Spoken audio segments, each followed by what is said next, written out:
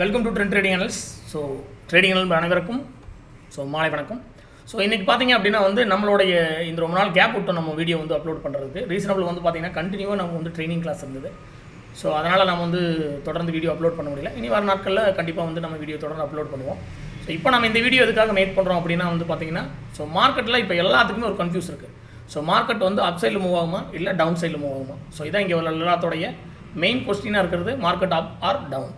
So நமக்கு மட்டும் கிடையாது, ஓவரால் எல்லா மார்க்கெட்டுக்குமே சிம்பிளாக சொல்லணும்னா ஏழரை ஸ்டார்ட் ஆகிடுச்சுன்னு நினைக்கிறேன். ஸோ ஓவரால் எல்லா மார்க்கெட்டுக்குமே இது ஒரு ஏழரை தான். ஸோ ஏன் அப்படின்னு பார்த்தீங்க அப்படின்னா எப்போ ட்ரம் உட்காந்தாரோ அவருடைய ஆட்டத்தை ஆரம்பிச்சிட்டாரு. அது கண்டினியூ பார்த்தீங்க அப்படின்னா எதிரொலிக்குது. ஸோ அவர் திடீர்னு ஏதோ ஒரு சைடு பார்த்தீங்க அப்படின்னா டேக்ஸஸ் இன்க்ரீஸ் பண்ணுறது. ஸோ அதே நேரங்களில் பார்த்தீங்கன்னா ஒரு பக்கம் ஒரு வாரம் ஸ்டாப் பண்ணுறதா இருந்தாலும் அதில் தன்னோட ஆதாயத்தை தேடுறது.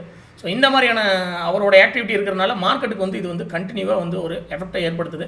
அது நம்ம மார்க்கெட்டும் கிடையாது, அவர் பேசுகிறதுனால யூஎஸ் மார்க்கெட்டுக்குமே இது ஒரு பெரிய ப்ராப்ளமாக தான் இருக்குது.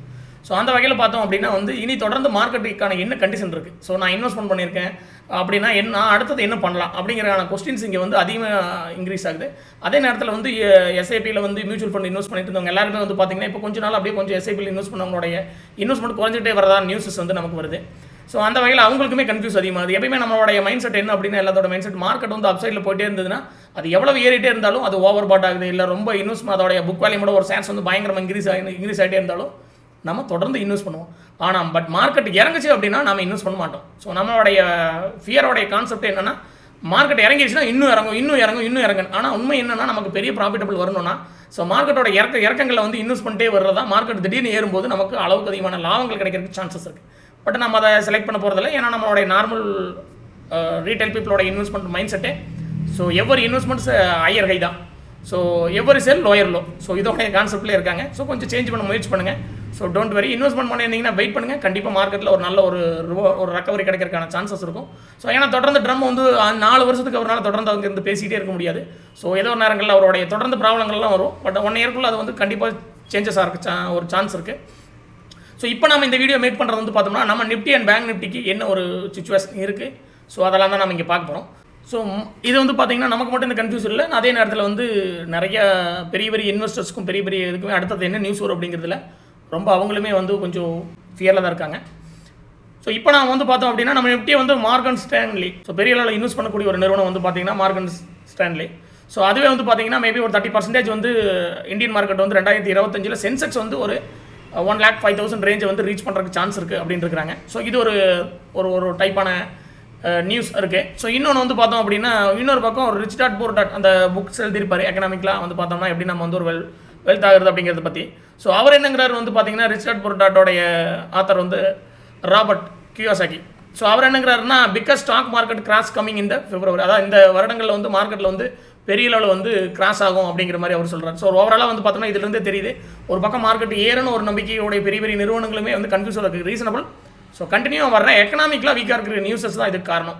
ஸோ அந்த வகையில் பார்க்கும்போது மார்க்கெட் நம்ம இன்வெஸ்டராக இருந்தீங்க அப்படின்னா கொஞ்சம் வெயிட் பண்ணிங்க அப்படின்னா கண்டிப்பாக உங்களுக்கு ஒரு நல்ல ரிட்டர்ன் கிடைக்கிறதுக்கு வாய்ப்பு இருக்குது. ஸோ அதை தான் நம்ம இங்கே புரிஞ்சுக்கணும். இதே நேரத்தில் நம்ம ஒரு ட்ரேடராக இருந்தார் அப்படின்னா அவருக்கு ரொம்ப சந்தோஷமாக இருக்குது. ஏன்னா அவர்கிட்ட ஒரு இன்வெஸ்ட்மெண்ட்டை அவரோட இன்வெஸ்ட்மெண்ட்டில் வச்சிருக்க மாட்டார். ஸோ அவருக்கு ரொம்ப மார்க்கெட் இறங்கினாலும் அதை பற்றி கவலைப்பட மாட்டார். பட் இன்வெஸ்டராக இருக்கும்போது பார்த்திங்க அப்படின்னா மார்க்கெட் இறங்கும்போது அவங்களுக்கு தான் ரொம்ப கவலையாக இருக்கும். ஸோ நீங்கள் அந்த மாதிரி எந்த ஒரு ஒரியும் பண்ணிக்க வேண்டாம். கண்டிப்பாக மார்க்கெட் ரெக்கவர் ஆகும். ஸோ அதனால் வெயிட் பண்ணலாம். ஸோ டெக்னிக்கல் வைஸாக நம்ம தெரிஞ்சு வச்சுக்குவோம். அடுத்ததான் மார்க்கெட்டில் நமக்கு டெக்னிக்கல் வைஸாக என்னவாக இருக்குது அப்படின்னு. ஸோ இதில் இப்போது செபி நம்ம சார்ட் பார்த்து இந்த மார்க்கெட்டில் டார்கெட் என்ன, அதோடைய ஸ்டாப் லாஸ் இந்த மாதிரிலாம் நம்ம வீடியோ அப்லோட் பண்ணக்கூடாது அப்படின்னு சொல்லி செபியோட ரூல்ஸு. ஸோ அதனால் நம்ம ஒரு ஓவராலாக பாயிண்ட்ஸ் ரீதியாக நம்ம பார்க்கலாம். ஸோ அந்த வகையில் பார்த்தோம் அப்படின்னா மார்க்கெட்டில் நமக்கு 22,800 பிரேக் பண்ணிச்சு அப்படின்னா மார்க்கெட்டில் கண்டிப்பாக அடுத்த ஒரு மூவ்மெண்ட் இருக்கிறதுக்கு சான்சஸ் இருக்குது. அந்த ஒரு ரெசிஸ்டன்ஸாக ஃபார்மேஷனில் இருக்குது.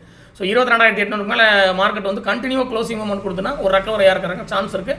ஸோ கண்டினியூ தான் பையர் உள்ளே வர்றதுக்கு சான்ஸ் இருக்குது. ஸோ ரெண்டாவது கீழ் டவுன் சைடில் பார்த்தோம்னா நமக்கு 22,000 ஒரு நல்ல ஒரு சப்போர்ட்டிவாக இருக்குது. 22,000 பிரேக் பண்ணுதுன்னா ஸோ அங்கேயும் வீக்காக இருக்குது. அது பிரேக் பண்ணிச்சு அப்படின்னா 21,500 ஸோ நெக்ஸ்ட் சப்போர்ட் லெவலாக இருக்குது. ஸோ அதையும் வீக் ஆகும்போது இனி ஹெவியாக ஃபாலோ ஆகிறதுக்கான சான்ஸ் இருக்குது. அது வரைக்கும் இந்த ரேஞ்ச் தான். ஸோ டெக்னிக்கல் வைஸாக நமக்கு நிஃப்டிக்கு பார்க்குறோம். நிஃப்டி இந்த ரேஞ்சை தாண்டினா கண்டிப்பாக ஒரு நெக்ஸ்ட் லெவலில் ரீச் பண்ணுறதுக்கு வாய்ப்பு இருக்குது. இதை 22,800 தாண்டுனது க்ளோசிங் லெவலில் கொடுத்து தாண்டுச்சு அப்படின்னா ஒரு சான்சஸ் இருக்குது.